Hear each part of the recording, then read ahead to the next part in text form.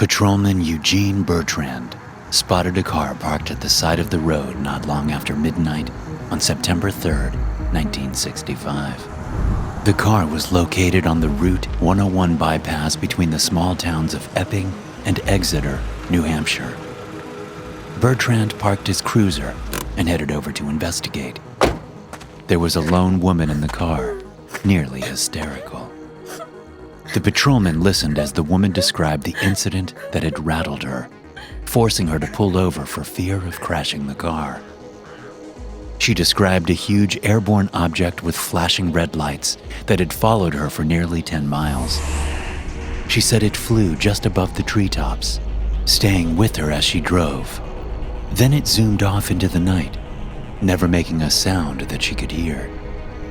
Eugene Bertrand listened to this story with the patience of a seasoned police officer. He looked around at the sky to humor the woman, but saw nothing.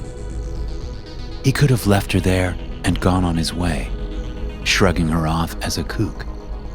But he stayed with her for nearly 15 minutes to ensure that she was okay to drive home. After she left, Bertrand went on his way in his patrol car. He didn't believe her. He didn't know what she'd seen, but he knew that Pease Air Force Base was nearby, and he thought it was probably an airplane that had spooked the woman. But Bertrand's strange night wasn't over. In fact, it was just getting started. It would be several hours before Bertrand himself saw something he couldn't account for. Something that took his breath away and made him question his own sanity. Patrolman Eugene Bertrand was only one of several people who would witness a series of unexplainable events that would become known as the Incident at Exeter, or the Exeter Incident. It's one of the most well-documented, unidentified flying object sightings in United States history, and it has sparked debate for decades. There have been numerous theories that tried to debunk the Exeter Incident. As recently as 2011, two skeptics have put forth what they deem a foolproof theory to explain what the eyewitnesses saw in New Hampshire in September 1965. This is the last in a long line of theories, which include numerous explanations given by the United States Air Force or other branches of the U.S. government immediately following the incident. For some, these explanations are enough. They can pick one, attribute it, and move on. For others, there's much to be desired. So listen on as we explore one of the most famous and well-documented American UFO sightings, and determine for yourself if any of the explanations ring true. Part 1. Norman Muscarello. It was common for Norman Muscarello, who'd just turned 18, to hitchhike when he had no other means of transportation. It wasn't common, however, for him to be hitchhiking at such an early hour in the morning. He'd missed his ride back home to Exeter after visiting his girlfriend in a small town just over the Massachusetts-New Hampshire border. So when he headed back home that night, he figured he was in for a long walk and nothing more. But what he got was an experience that would change his life forever. He was in Kensington, a small town a few miles south of Exeter, walking along Route 150. Since it was nearly 2 o'clock in the morning, he didn't expect to be picked up. There weren't many cars passing at all, and the drivers of those that did pass weren't about to stop for anyone. So he kept on going. Then he came upon a stretch of road in which sat Mr. Dining's farm. There was a wide field on Norman Muscarello's right, and a farmhouse up ahead, Mr. Dining's house. He said it was a clear night. There were no clouds, no rain, and plenty of stars visible in the night sky. There had been planes in the sky earlier in the night, Muscarello later recalled. That was a normal enough occurrence, with Pease Air Force Base nearby. But he hadn't seen any planes for quite some time as he came upon Mr. Dining's farm. Beyond the field and the wall of trees backing it, Muscarello could see the glow of lights from the Hampton Beach area on New Hampshire's nearby Atlantic coast. He'd grown up in the area, and he knew it well. He knew where the glow was coming from. But as he was passing the field, something caught his eye, coming from the north and heading at a high rate of speed in a southeasterly direction, right toward him. Whatever it was flying, and it had bright red lights on, blinking erratically. It was above him quickly, its lights nearly blinding him, preventing him from getting a good look at the object's shape and size. At the time, it seemed massive to him. He later recalled that it looked bigger than a barn.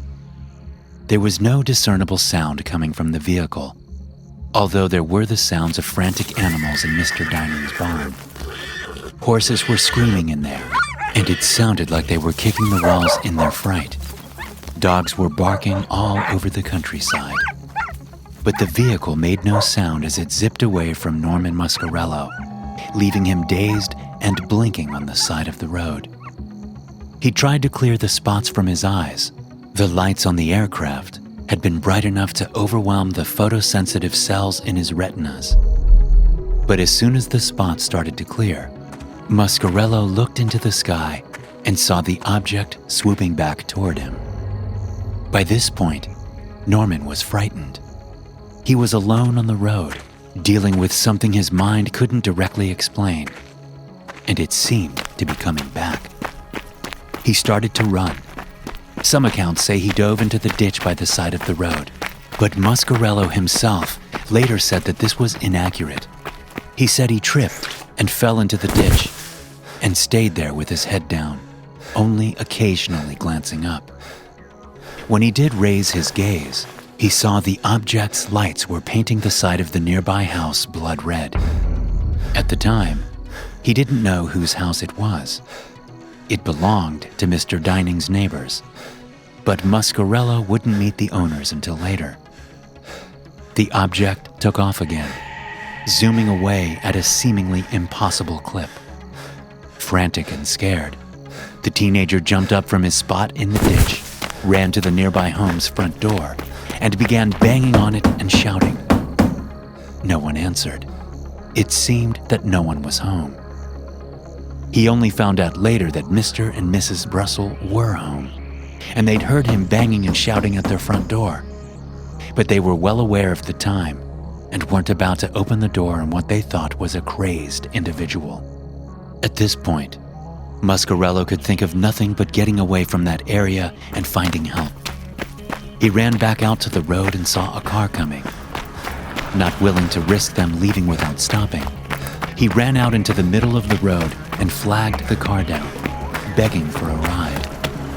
As it turned out, Muscarello knew the driver. The man, who'd had a woman with him in the car, was never named. Norman later said that the man was married, and the woman in the car with him wasn't his wife, which was why he never told anyone who he was. Regardless, the unnamed driver agreed to give the clearly agitated teenager a ride to the Exeter police station. Since the driver was familiar with Muscarello, he knew the boy wasn't prone to panicked flights of fancy, so he knew something was up.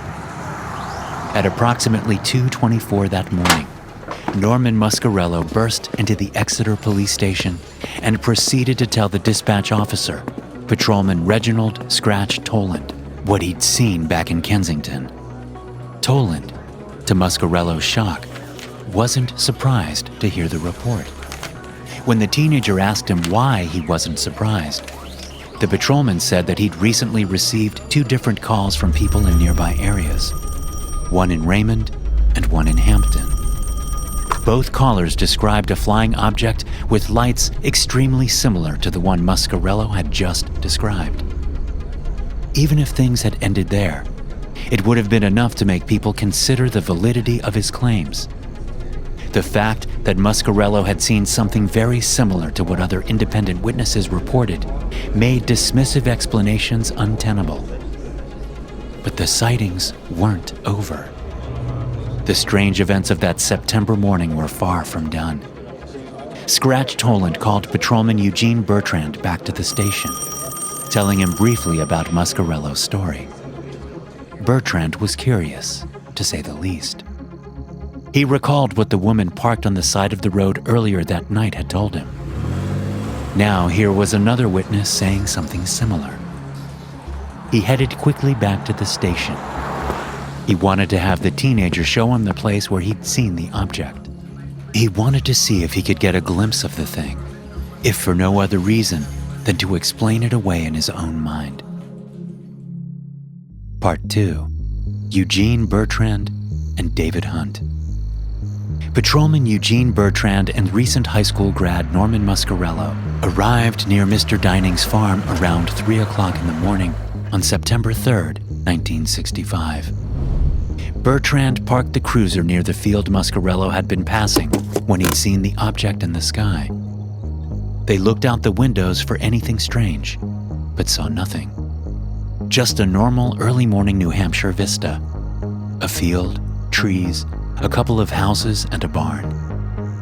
Even though they could see the entire field, Bertrand wanted to get out and walk around a bit, to have Muscarello walk him through his story again. The two left the cruiser and walked down into the field, gazing around curiously. Bertrand had his flashlight out, the beam stabbing the night as he swept it around without much intention.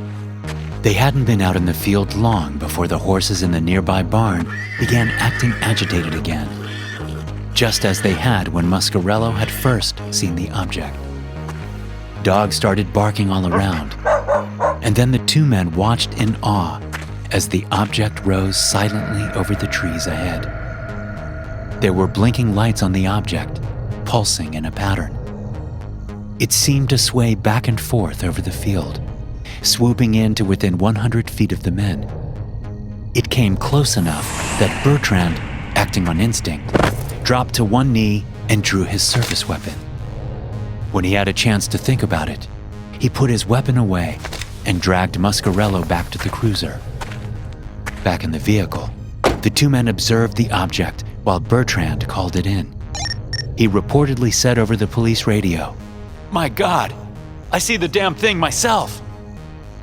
As they watched it from the vehicle, the men could discern no wings, no rotors, and no visible engines. Bertrand said it was a brilliant, roundish object. But there was yet another patrolman on his way to the area. The exact details of his arrival conflict. Some reports say David Hunt was already on his way to the area. Others say Bertrand called him there after seeing the object for himself.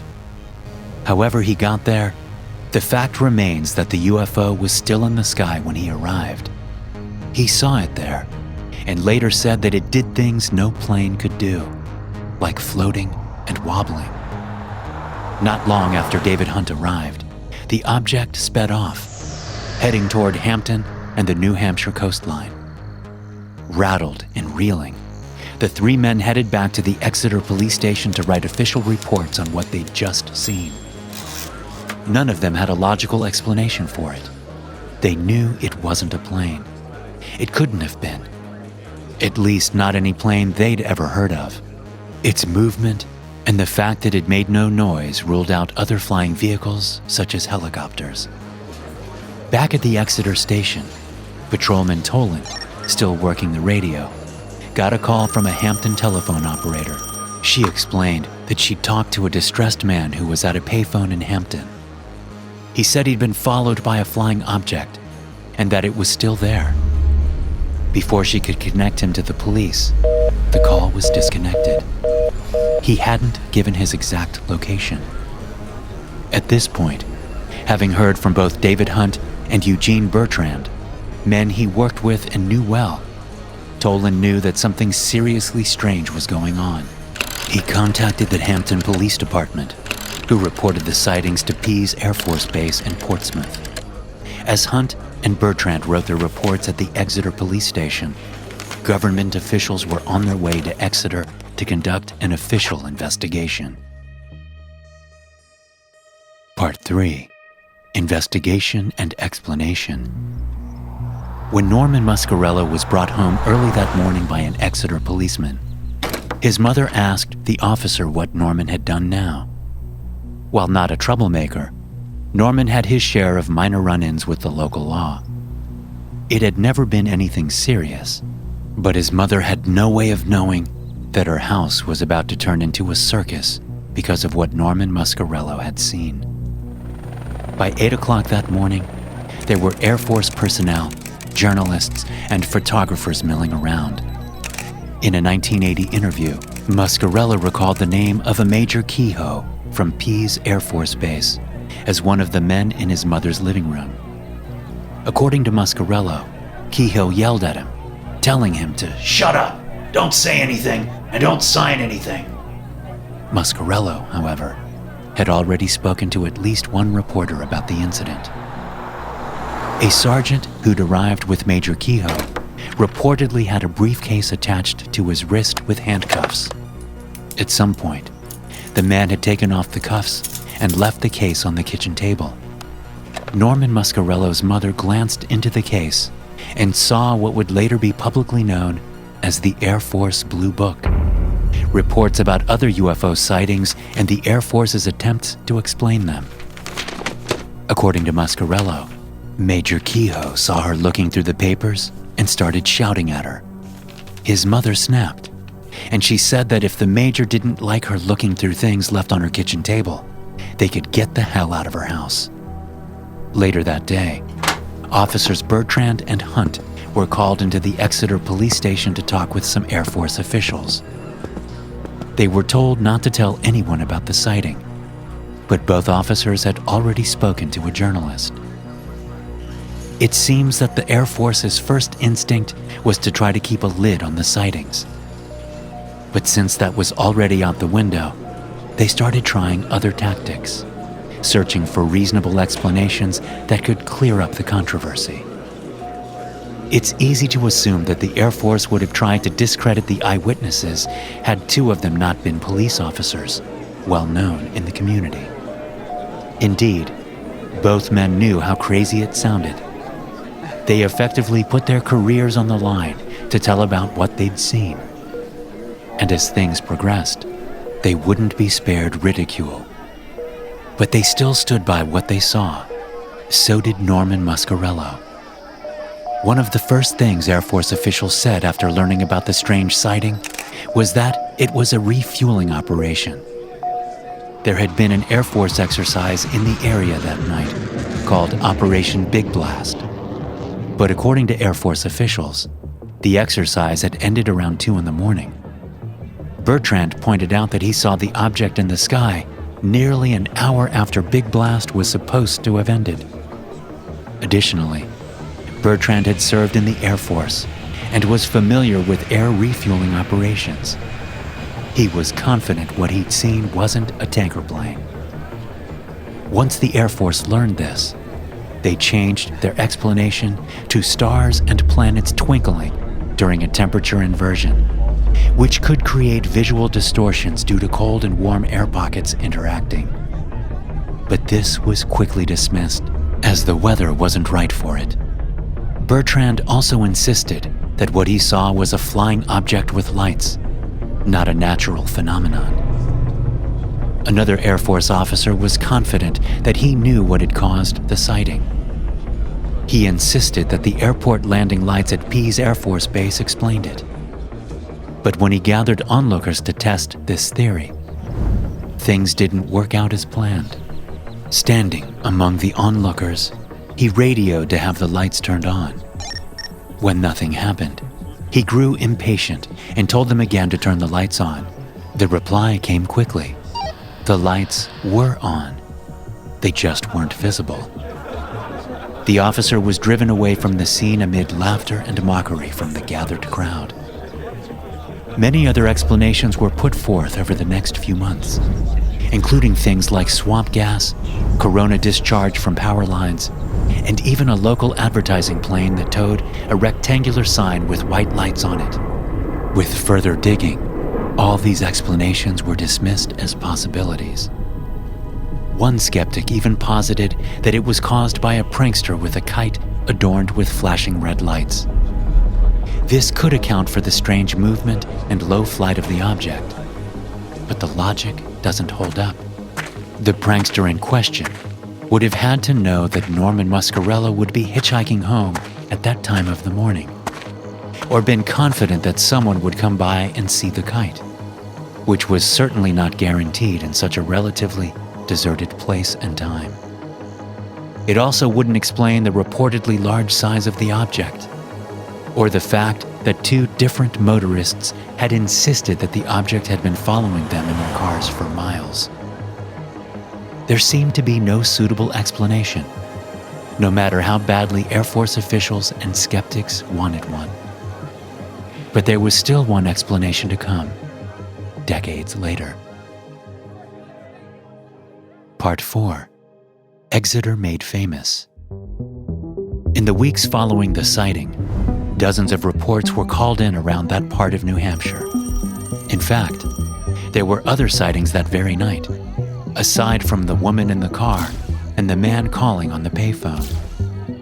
But the focus seemed to be on what the three men saw that night. They were, after all, the most credible witnesses.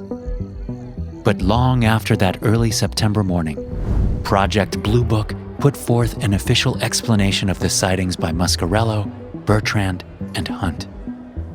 Blue Book said that Operation Big Blast was to blame for the sightings. Bertrand and Hunt strongly disagreed with this assessment. They wrote to Project Blue Book, explaining that what they saw was not a conventional aircraft, nor a temperature inversion, nor any other of the explanations hypothesized since the September 3rd sighting. They took pains to discuss and verify that these explanations were inadequate to describe what they'd seen. They received no answer, but they did receive considerable ridicule, thanks largely to the official explanation. The story had made national news, and a New Hampshire writer was even working on a book about it.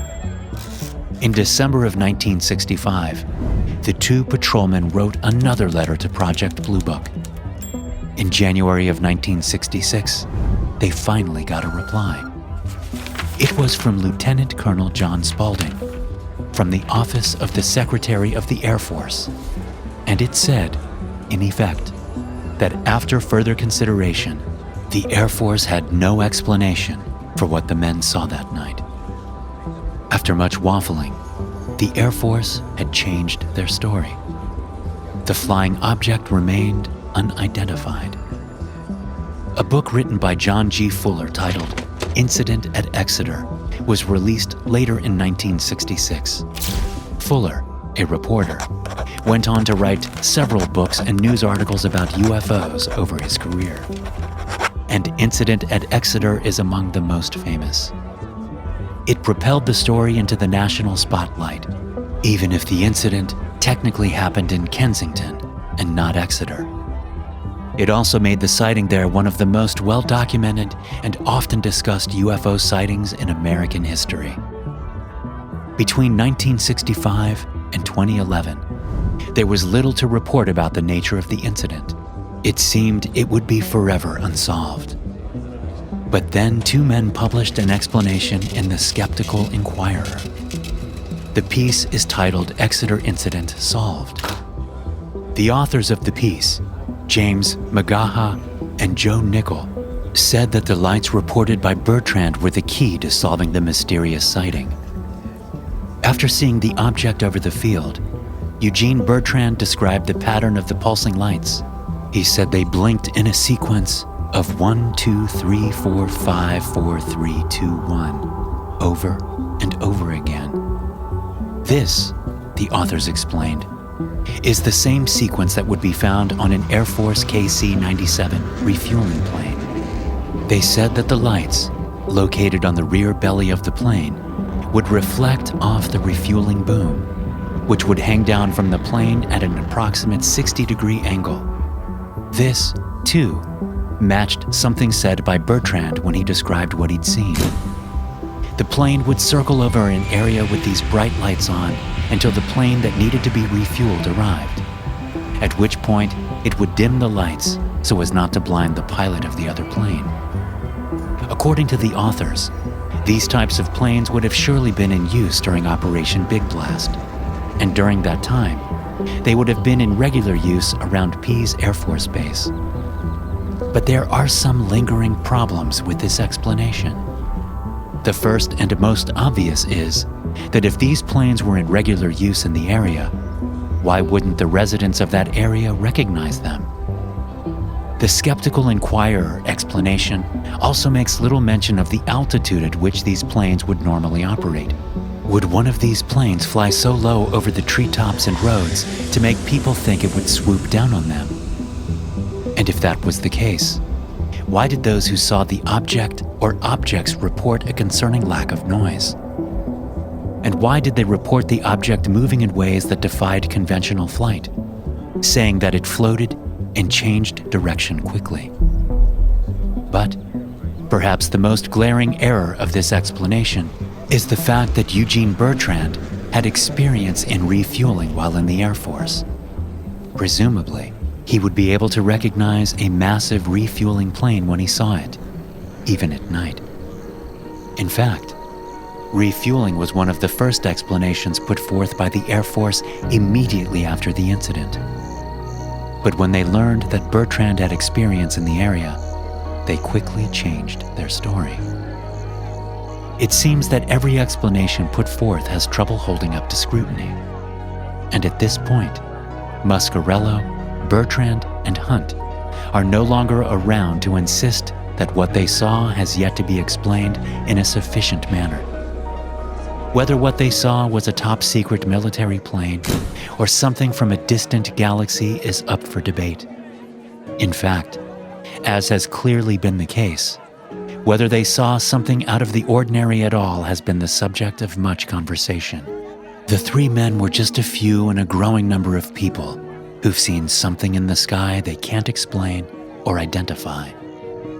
While the Exeter incident was one of the most well-documented UFO sightings, it certainly wasn't the last. There are certainly explanations for many of the things people see in the distant night sky, but there are just as many sightings that don't have valid explanations. And the number of people who believe they've seen something not of this world is continually growing. Are you one of those people? Head to the nearest window. Look out. Look up. You never know what you might see.